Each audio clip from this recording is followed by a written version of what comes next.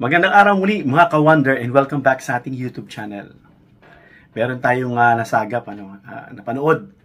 Actually, dumaan na naman sa ating Facebook wall itong speech nitong si Kiko Barzaga na nananawagan sa secession ng Mindanao o yung paghihiwalay ng Mindanao sa Pilipinas.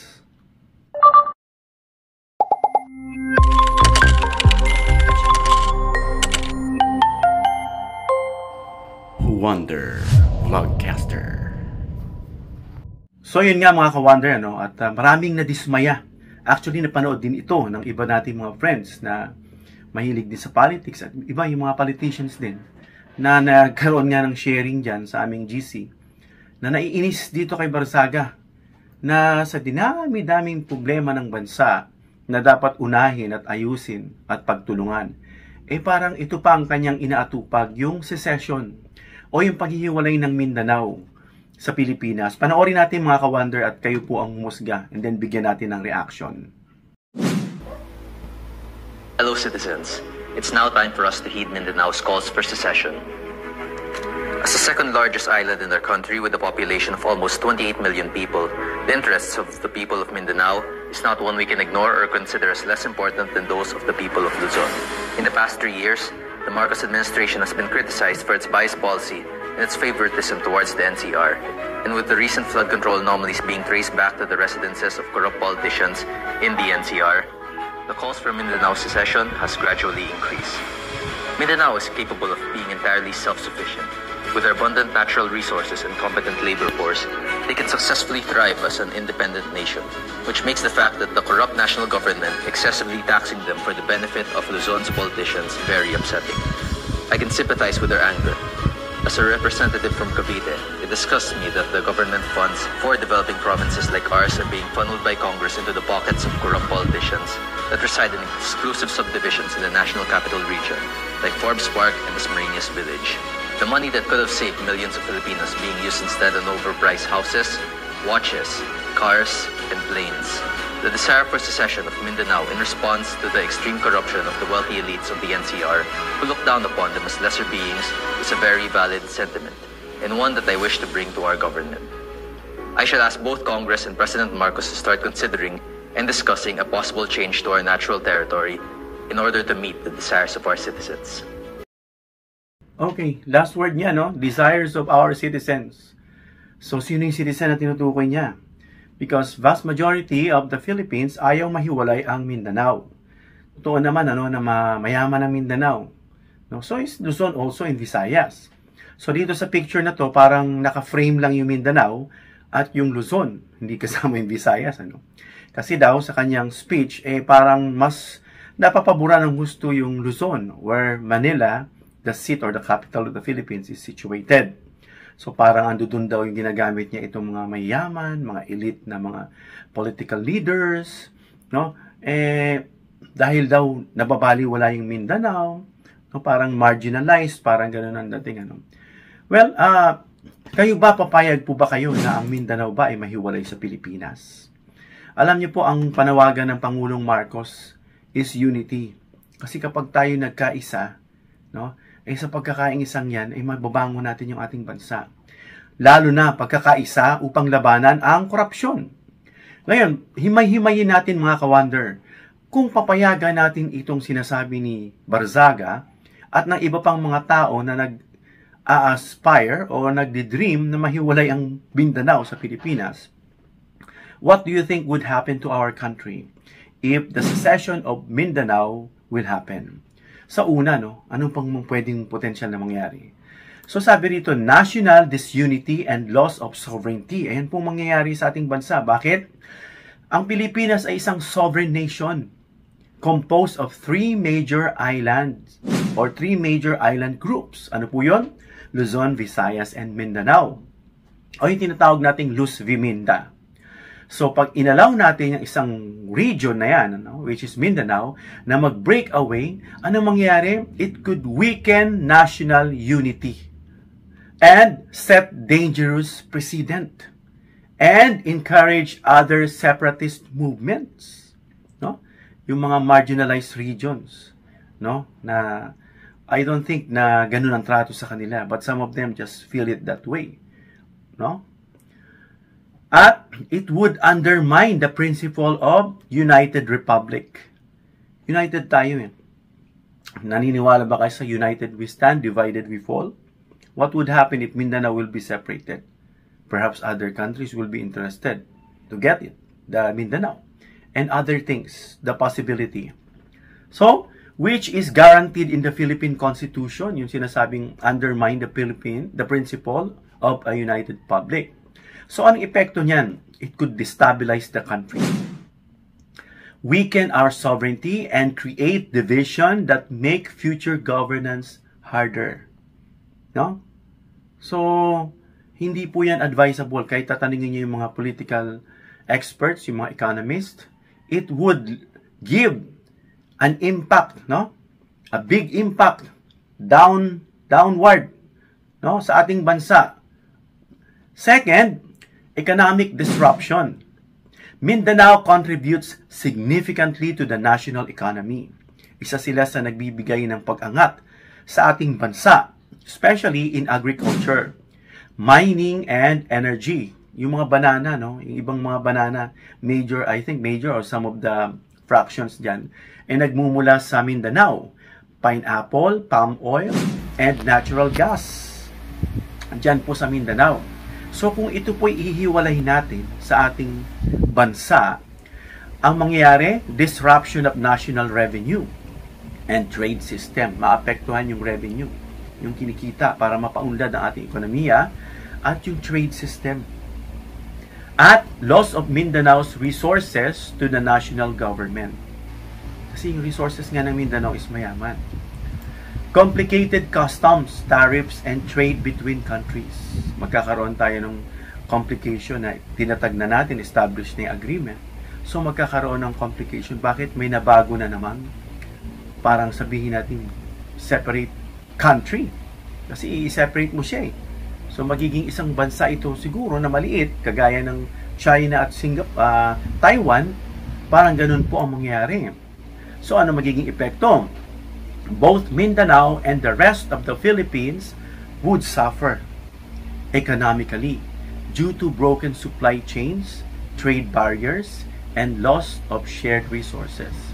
Broken supply chain, yung chain ng supply, yung dugtong niya, no? Mapuputol yun. So, saan tayo kukuha ng supply? No? Or minsan, nagsusupply din tayo sa kanila. So, yung trade barriers, yung trade, yung pagpapalitan ng mga goods or services. Sabihin natin goods. Yung mga products nila at products din ng ibang mga lugar sa Luzon. And loss of shared resources.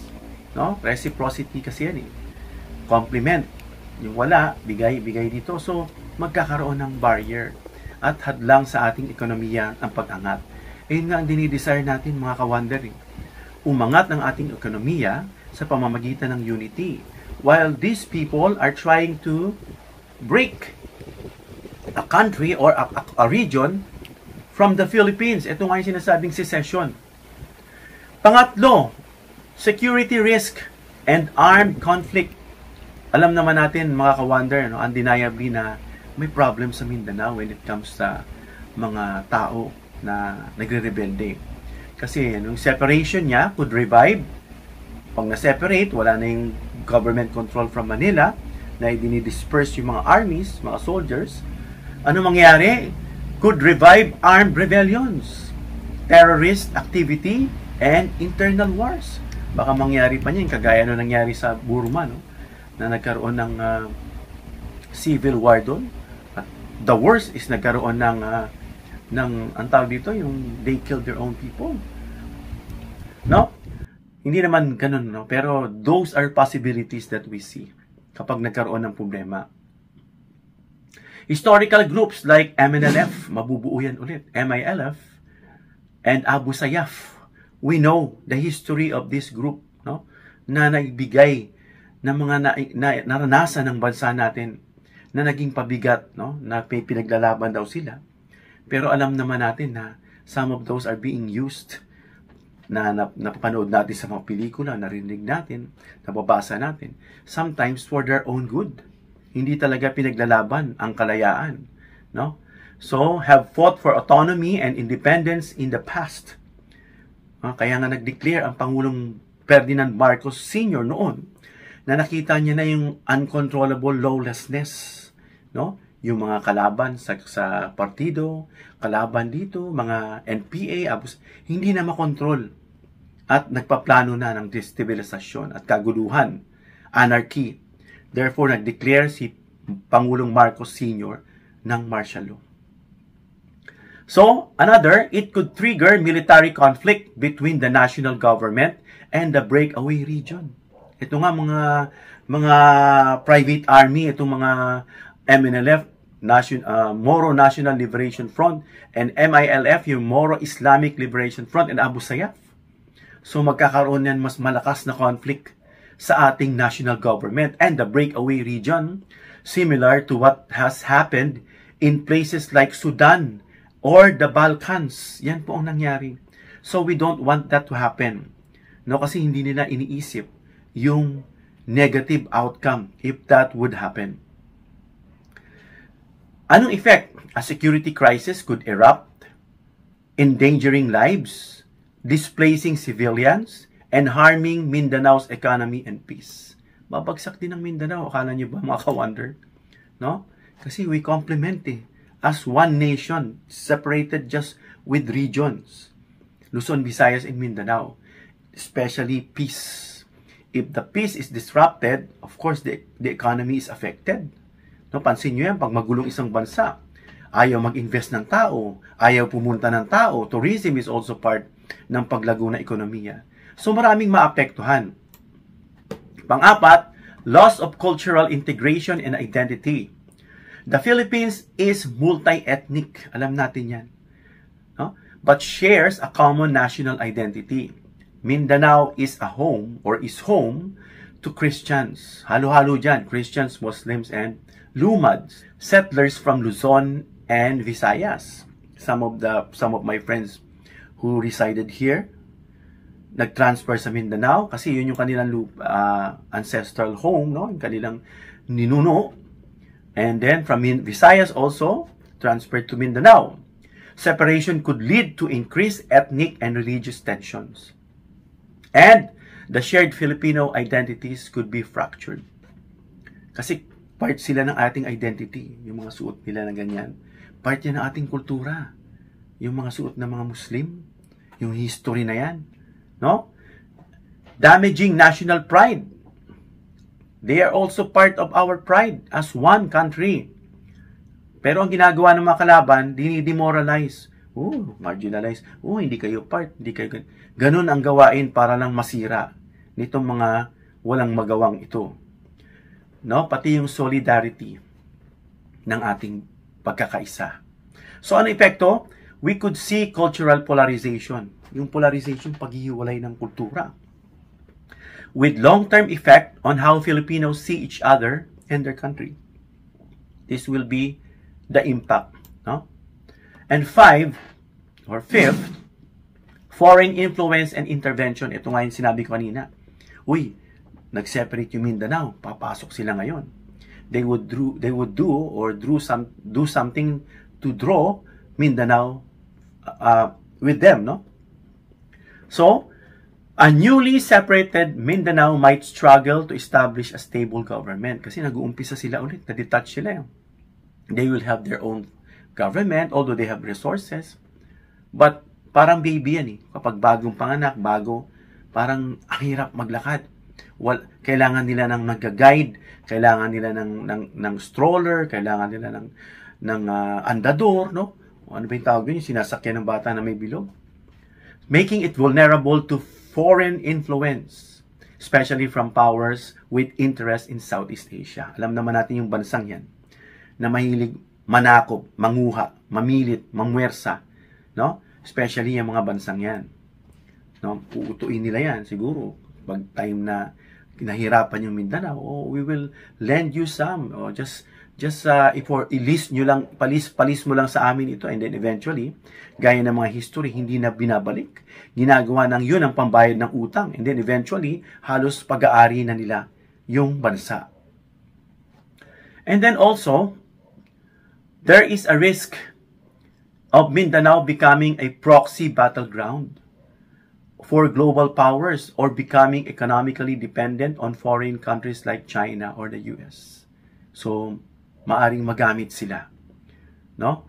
Dahil sa conflict na yan, alam naman natin yung dulo ng Mindanao doon, malapit na talaga sa mga bansang may conflict na yan, at maaring maging proxy battleground. Anong effect? Philippine national security would be at risk. Kasi kadikit natin sila eh. Boundary lang yan eh. What if magtayo ng fortress dyan ng kalaban? Malapit na sa Visayas and some part of Luzon. Di nagkaroon tayo ng risk sa ating national security. And Mindanao could lose its independence again. No, they desire, actually not all of them are desiring. No, they don't want. I heard some of my friends from Mindanao, they don't want it. Yung may mga political agenda lang ang gusto. So, if that would happen, chances are they could lose its independence again. This time to foreign interest naman. So, 6 nito, legal and constitutional crisis. Okay, secession is unconstitutional. Wala po yan sa 1987 Philippine Constitution, kahit basahin ninyo. Kami po ay nagkakaroon ng mga sessions along with other Vatican na politicians at mga economists at kilalang mga tao sa lipunan. Nagkakaroon kami ng gatherings na amin pong nire-refine yung mga kulang o dapat baguhin sa Constitution 1987. And after that, ma-finalize, ayan po i-forward sa Supreme Court. No? Ang Supreme Court kasi, they interpret the law and then they will pass it dun sa Senate para maging batas o mabago o ma-amend yung Constitution. So, hindi siya constitutional. No? And then, any attempt to separate would lead to a political and legal crisis, possibly paralyzing government functions and undermining the rule of law. So yung dalawa, no, political and legal crisis. Magkakaroon po yan. Now when it comes to legal and constitutional crisis, when it comes to legalities and constitution. So anong effect? This would damage the country's democratic institutions and could lead to state of emergency or martial law scenarios. Yun po ang mangyayari niyan, no? So, since hindi ito constitutional, may mga mag-aalsa dyan, hindi papayag, no? So, baka mamaya magkaroon pa ng civil war dyan, no? Dahil sa kagagawa nitong mga gusto nitong mahiwalay. No? Ano mangyari pag nagkagulo? Magkakaroon ng paralysis ang government function. No? At yun nga, yung ating batas ay nauwi sa crisis because hindi nga siya constitutional.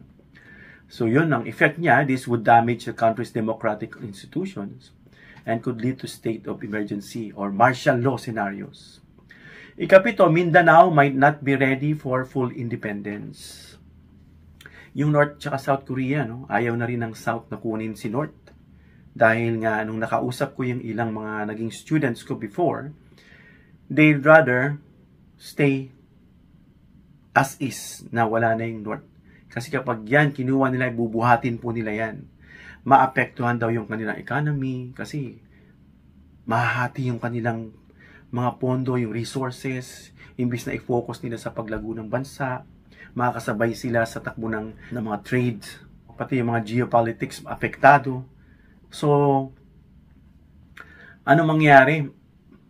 Running a country requires stable governance, infrastructure, armed forces, currency, and diplomacy.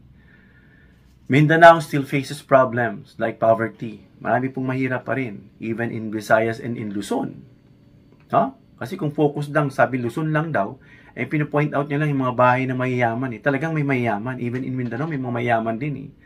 No? So parang ginagawa niyang dahilan itong nasa Forbes, yung mga nasa bahay na mayayaman, na, which is mayayaman na talaga yan. No? Dahil nagsimikap sila at those money, nakagaya ni Romualdez nung nakita natin yung kanyang interview with Karen Davila, na hindi pa siya politician, mayaman na siya. I think he is one of the top 7 richest man in the Philippines, or top 5 siya, or 6, 7, something like that.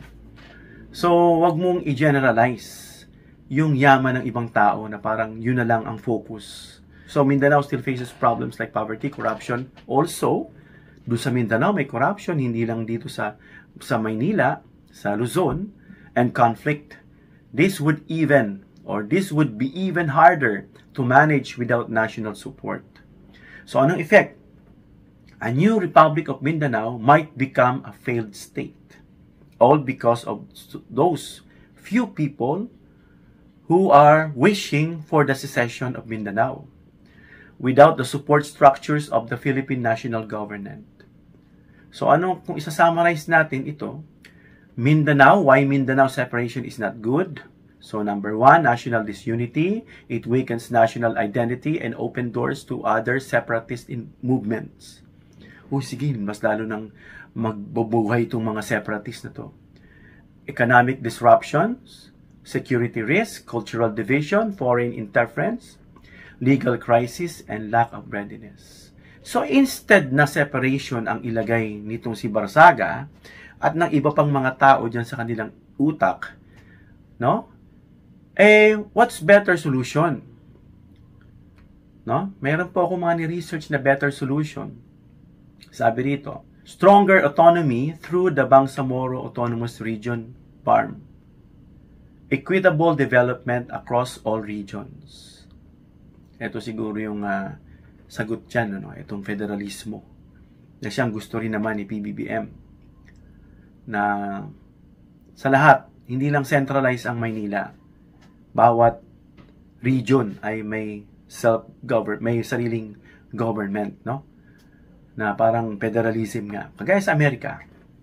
National reconciliation and investment in peace building and education. Fair representation in government and policy making. Yan po Yan po yung much better na panukala instead na division ng ating bansa. So yan po mga ka-wonder, Please comment down below kung ang opinion nyo rin ba ay kagaya nitong kay Kiko at ng iba pang mga political leaders or individuals who are wishing for the secession of Mindanao from the Philippines as Luzon, Visayas, and Mindanao. So hanggang dito lang tayo mga ka-wonder. And don't forget to give me a thumbs up if you like this video para i-share din ni YouTube or i-promote ni YouTube. And please share this video para malaman ng iba yung tungkol sa epekto o pangit na epekto ng paghiwalay ng Mindanao. And of course, don't forget to subscribe and hit the notification bell icon and choose all. Hanggang sa muli, God bless you all.